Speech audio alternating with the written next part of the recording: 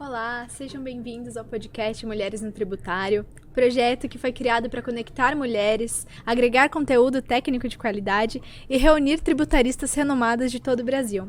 Meu nome é Luiz Herrera, sou Relações Públicas do projeto Mulheres no Tributário e hoje eu irei entrevistar Maria Worse e Thaís de Lorentz. Sejam muito bem-vindas. Hoje as meninas elas abordaram o tema atualização de legislação do PIS/COFINS. E hoje eu tenho o prazer, de receber a Thaís, que é advogada, conselheira do CARF, árbitra do CBMA, doutora, mestre graduada na USP, período no Master em Direito Econômico Sciences por Paris e professora de Direito Tributário. Seja bem-vinda, Thaís. Obrigada. Mariel, gostaria também que você contasse um pouquinho da sua carreira, como você iniciou, como você escolheu o direito, como o direito te escolheu e por que o setor tributário? Obrigada pelo convite aqui no podcast. E, de novo, falei na palestra, vou ressaltar uma alegria e uma honra enorme estar do lado da Thaís, que já ela é fruto da minha admiração há muito tempo, né? Ela não me conhecia não, mas eu conhecia ela. E, o direito, eu escolhi direito porque eu sempre gostei muito de ler. Sou uma leitora, assídua, gosto muito, tenho vários livros, inclusive a Thaís hoje ela deu um presente maravilhoso para minha filha, que foi o primeiro livro, né, que ela ganhou. Eu faço uma assinatura mensal, mas quando ganha é mais gostoso, né, mais especial, principalmente quando é algo tão afetuoso que são os livros. Sim, linda. E eu escolhi o direito por essa razão. E tive direito tributário no 4º ano da faculdade. Foi a minha menina dos olhos, né? Eu não sabia que a área era tão complicada, eu não sabia que era rentável e eu não sabia também que era predominantemente masculina.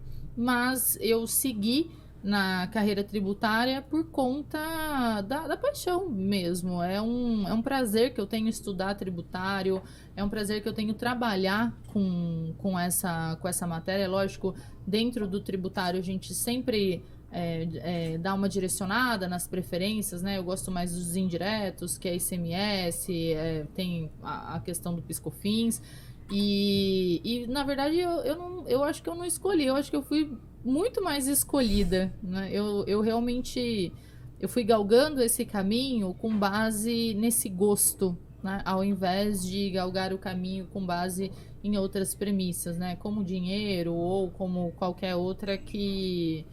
E veja, isso é um problema, né? Mas o que me chamou a atenção foi justamente a matéria. Uhum. Né? Foi assim, eu tive uma primeira aula de tributário e falei, gente, que demais isso. E era um professor, ele chamava Heitor Regina, ele já faleceu, né? Estava bem velhinho, na época que eu tive aula com ele já estava velhinho. E ele falava da tributação do cigarro. E eu falei, cara, que interessante isso, tributação do cigarro. E eu fui super bem na matéria, no 5º ano da faculdade eu prestei a OAB em tributário, eu entrei num estágio em tributário, aí foi tudo em tributário, foi ladeira abaixo, né? Aí foi... Ou assim. Ou assim,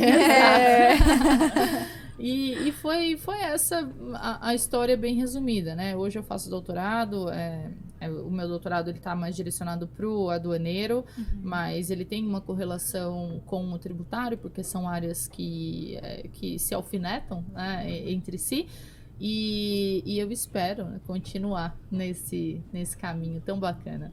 Com certeza. E cada vez, conectando mais mulheres e trazendo mais conteúdo, né? Porque você agrega também com muito conhecimento. Obrigada. Thaís, também gostaria de conhecer um pouquinho da sua história, né? Como você conheceu o direito tributário, por que você escolheu essa área? Direito tributário? Vamos lá. Eu queria ser diplomata. Se você conhecesse a Thaís adolescente, falava que ia ser diplomata e que ia morar no Uzbequistão e tudo bem, porque eu queria andar pelo mundo. E eu descobri que para ser diplomata, muita gente estuda no Largo de São Francisco, fazer direito. E lá eu fui fazer direito no Largo de São Francisco. E eu fiquei muito frustrada a princípio. Eu vi logo que eu não ia ser diplomata, que eu gostava do direito em si, e não tanto dessa parte de relações internacionais. Mas a princípio eu fiquei frustrada com a faculdade, porque é uma faculdade com tradição muito civilista. Então, do direito privado. A gente tem direito romano. Eu acho que não sei como é que tá na grade nova, mas a minha grade na São Francisco, a gente aprendia direito romano por 1 ano, no começo da faculdade. Então, a briga do Caio e do Tício por causa do cavalo era um negócio que não me pegava muito. E quando eu tive contato com o direito público e com as questões envolvendo o Estado, eu falei, isso me interessa. Então, não foi o direito tributário a princípio, foi o direito público. E daí eu fui conhecer as áreas do direito público e eu me encantava por todas.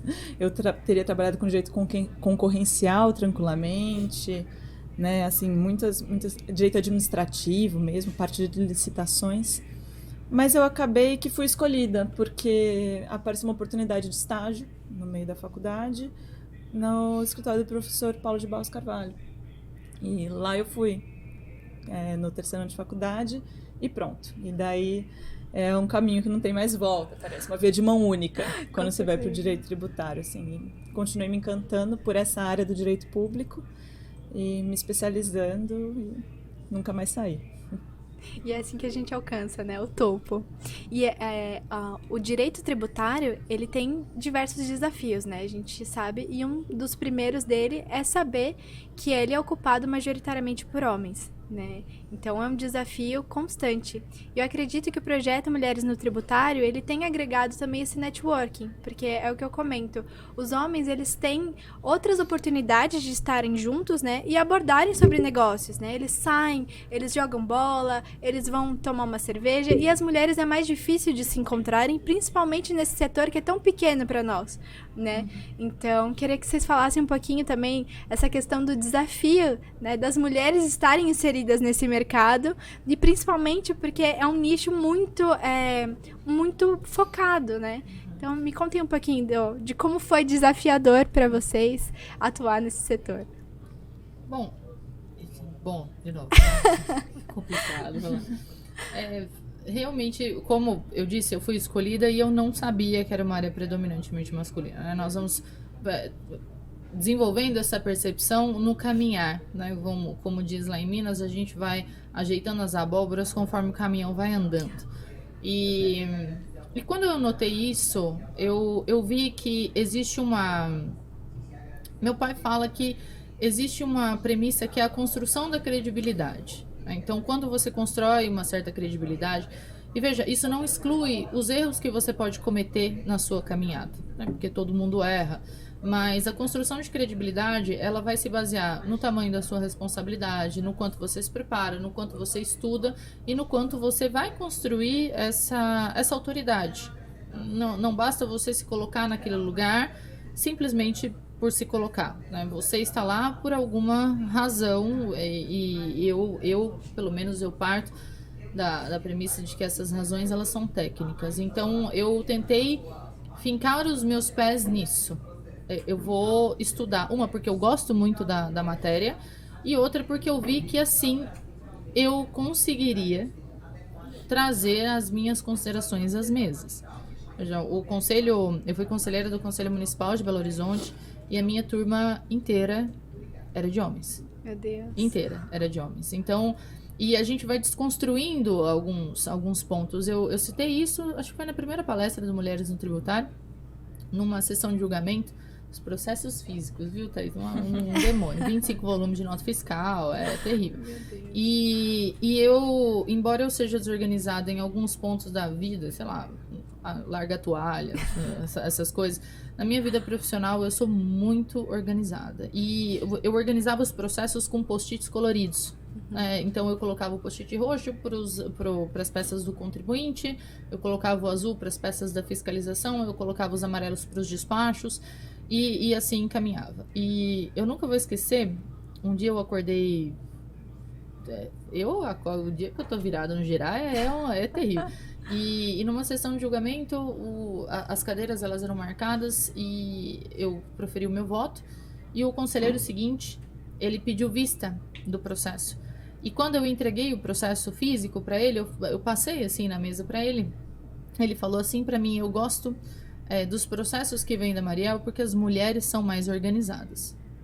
Eu fiquei pistolaço com isso, porque eu falei, daí nessa hora, eu tenho que ter uma rede de contenção da minha autenticidade, da minha espontaneidade, porque às vezes ela é too much, assim, ela é demais. Fala mais E alto. nessa oportunidade eu falei assim, não são as mulheres que são mais organizadas, você é desorganizada.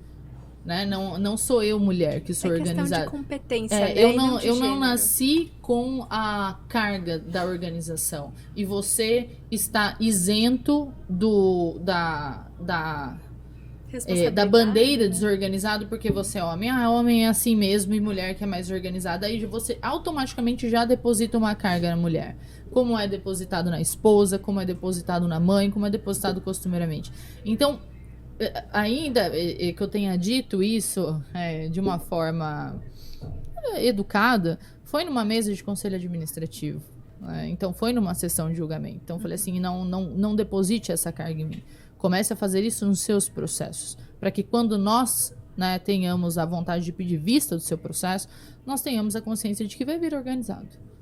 E virou um tabu essa minha fala no conselho lá dentro do conselho administrativo, falando, nossa, a Mariel brigou. Não, eu não briguei, né? Eu não briguei com ninguém, eu simplesmente fiz uma constatação.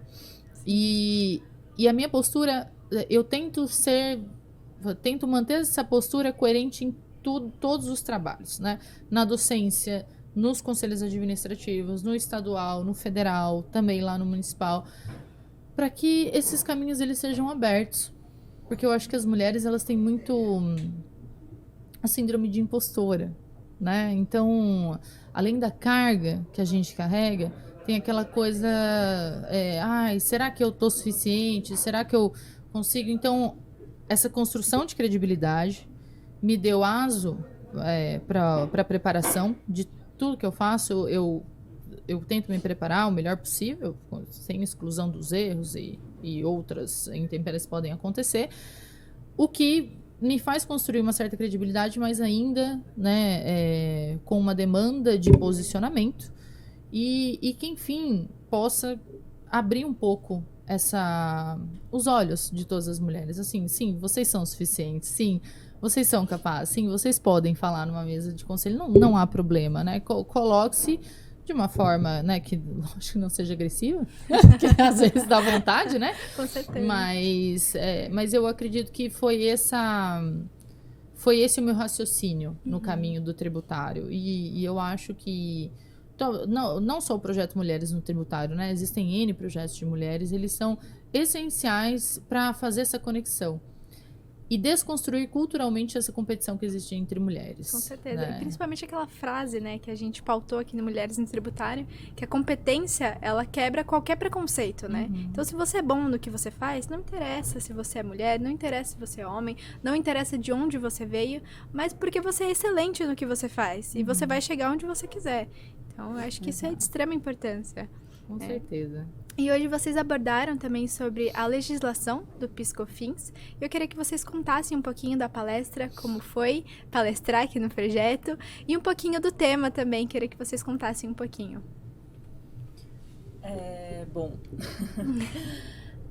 a gente falou sobre PiscoFins, e isso é sempre bastante desafiador, né, Maria? A gente começou falando sobre um julgamento muito importante que aconteceu ano passado do Supremo Tribunal Federal e até como que a lógica que foi traçada pelo tribunal pode ser observada quando a gente analisa a legislação infralegal, ou seja, o mais próximo do dia a dia, dos eventos e da minúcia das operações a serem tratadas pelaquela legislação com base no julgamento do Supremo.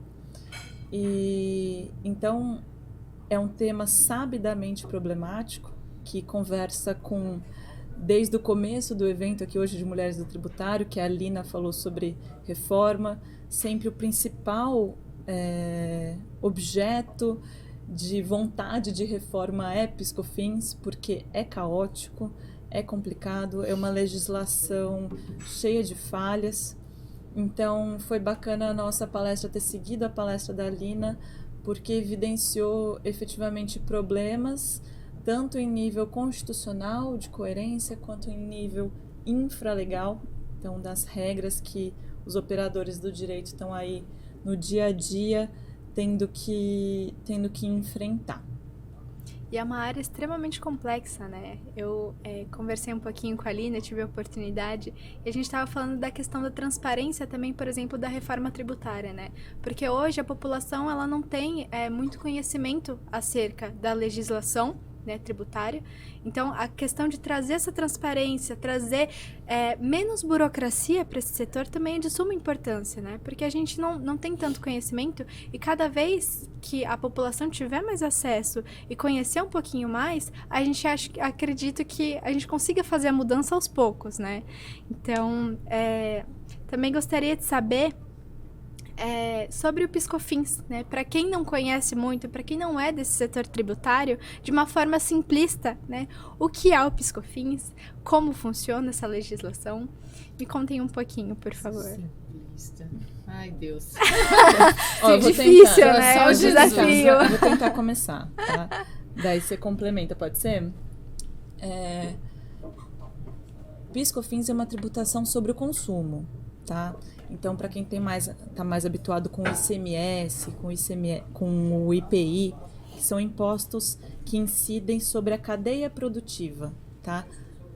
Isso é a clássica tributação sobre o consumo. O PiscoFins é uma tributação sobre o consumo, mas diferenciada por quê? Porque ela incide sobre a receita das empresas, né? Então, ela tem uma forma muito particular de existir, justamente porque ela não incide sobre o preço do produto que vai sendo melhorado durante uma cadeia produtiva até eu chegar no consumidor final. Ela incide sobre a receita das empresas até que se chegue ao consumidor final. E essa particularidade que traz em grande medida toda a problemática que eu estava comentando desde nível constitucional até o nível infralegal.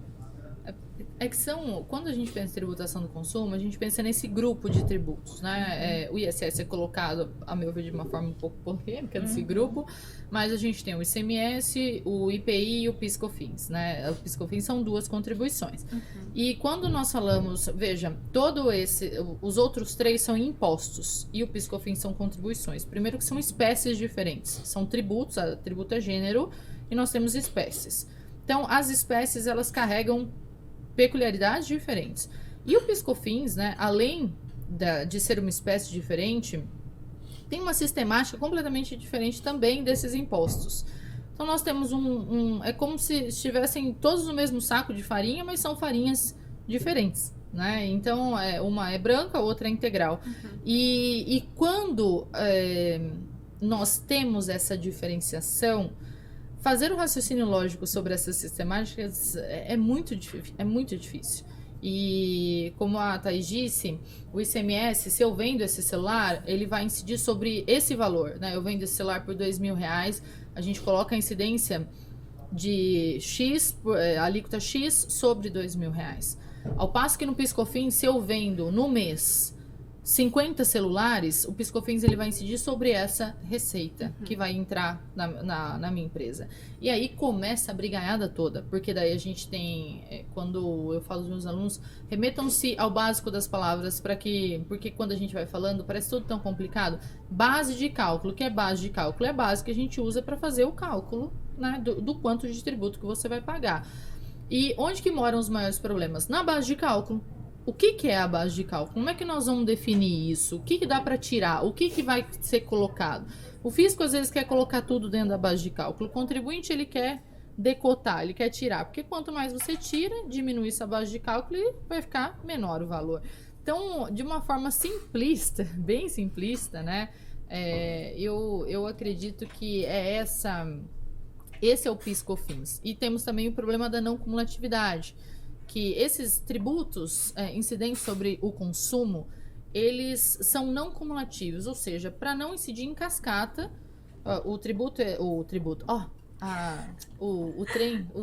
a mercadoria sai lá o produto sai da indústria, Da indústria vai para o atacadista, do atacadista vai para o varejo e do varejo para o consumidor final. E para que nós não tenhamos um produto altamente onerado aqui no final, em todas essas etapas vai incidir, né, essa tributação sobre o consumo, existe a não cumulatividade. Incide a tributação sobre o consumo, mas você pode tirar a parcelinha do que já foi pago na etapa anterior. Então, o produto sai aqui da indústria, vai para o atacadista, tem um valor X que você paga. Aí, na próxima etapa, do atacadista para o varejo, você pode decotar aquilo que foi pago na etapa anterior. E essa não cumulatividade, veja, para as contribuições PIS/COFINS, é totalmente diferente do ICMS e do IPI, que também são diferentes entre si.